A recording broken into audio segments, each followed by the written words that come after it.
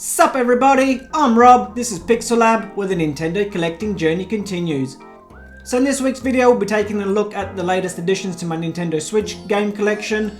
It's been about a year since my last video and it has grown significantly, so without further ado, let's have a squiz at what I got.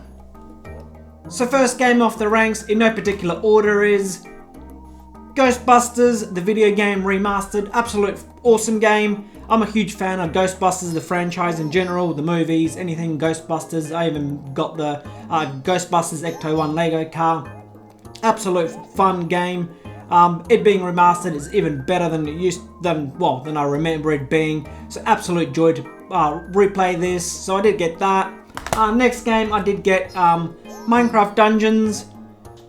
Not a huge Minecraft fan. Well, not a Minecraft fan at all, but people have been going on about how enjoyable this game is, and it was a bit of a quiet month for me. No particular games that I wanted to play.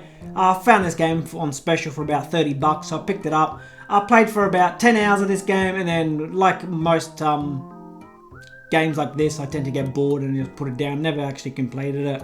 So I did get that. Did I enjoy it? Yes, for a little bit, but not in the long term. Nothing to write home about. Next shocker that I did get happens to be Oddworld Strange Wrath HD. Absolute crap game. No idea why I bought it. I think it's because it was cheap and I had nothing to play. I played about half an hour of this game and did not enjoy it one bit. So yeah, won't say any more about that. Absolute gem of a game. Mario Origami King. Yeah, absolute awesome game. Any other Paper Mario games are very enjoyable. Mind you, it ain't Paper Mario the 1000-Year Door, but mind you, I did enjoy playing Color Splash and I absolutely love this game.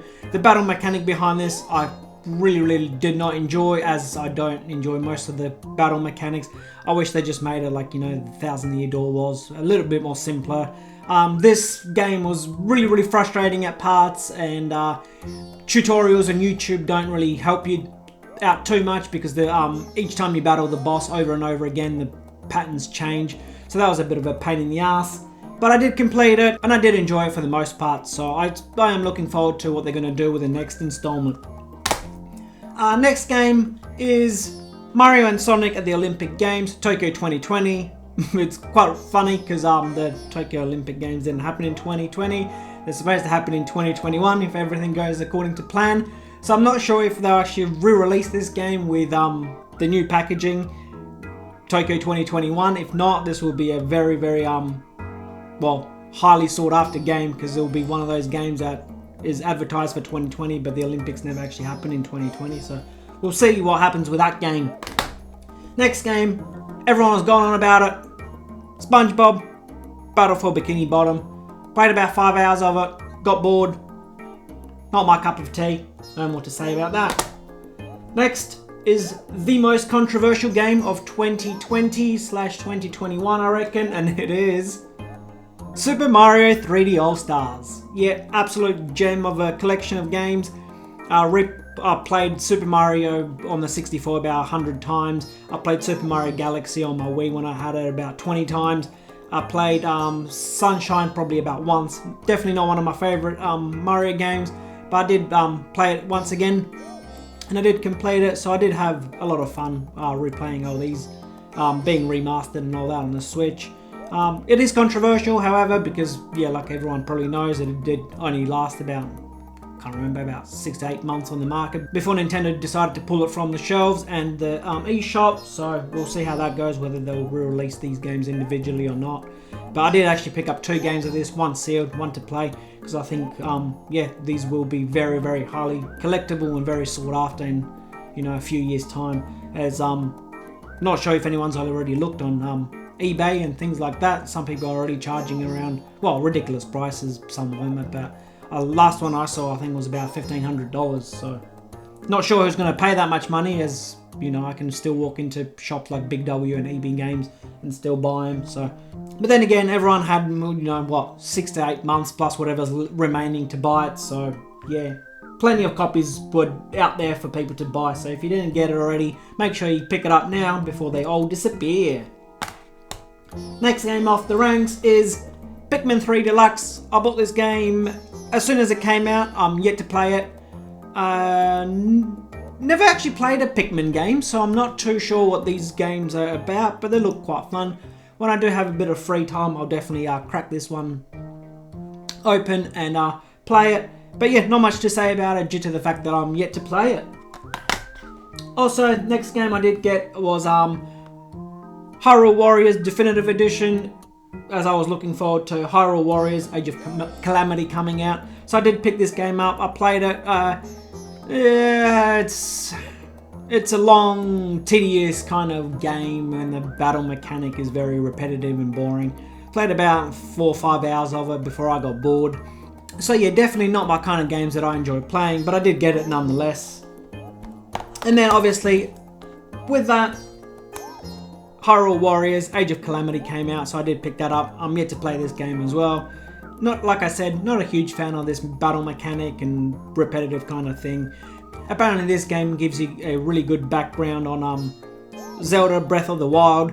So if you don't want to play this game because you find it too boring, just go on YouTube and things like that and just look.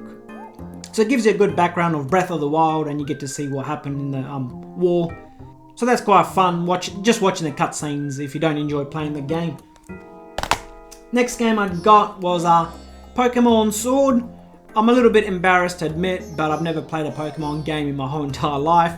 This was actually my first Pokemon game ever, and I thoroughly did enjoy it. Maybe due to the fact that it was my first Pokemon game, so I have nothing really to compare it to. But I did finish it, complete it. I even managed to go and get myself the Pokeball just for fun and see what items I can get just with walking the Pokemon in my pocket.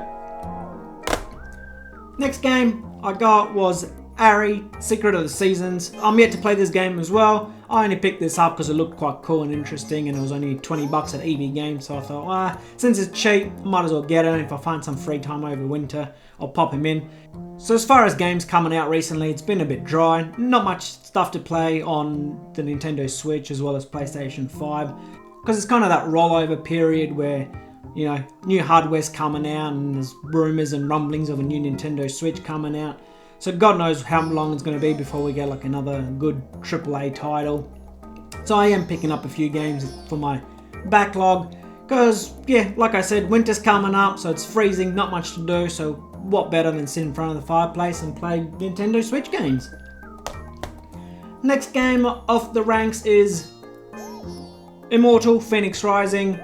Everyone was going on about how awesome this game is, but all the people that were saying how awesome it is were being paid by Ubisoft to say it. I played this game 7-8 hours, got bored, nothing special, nothing fantastic, pretty bland looking, so I put it down, and I'm never going to buy a game that is reviewed by a person who gets paid to review the game, because they get paid to say nice things most of the time. Yes, most of the time they do.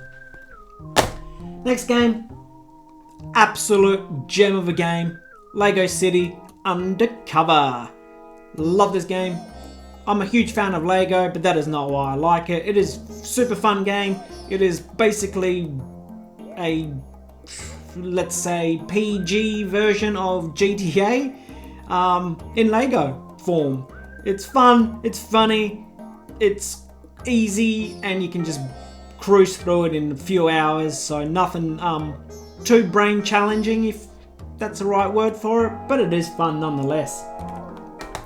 And also I did recently pick up Persona 5. I'm still going through it. I haven't finished it, mind you. I'm sort of probably halfway through it. What can I say about this game? It's fun when you're playing the game, but the only thing that is not fun is the dialogue and the talking and the reading and the talking and the reading. 90% of this game is just reading and reading and reading, and that is not what I want when I want to play a video game. I want to play the game. I don't want to read dialogue. That is just frustrating. So yeah, if I ever get bored, I'll return to this game. But yeah, as it stands, I have no intentions of finishing a game.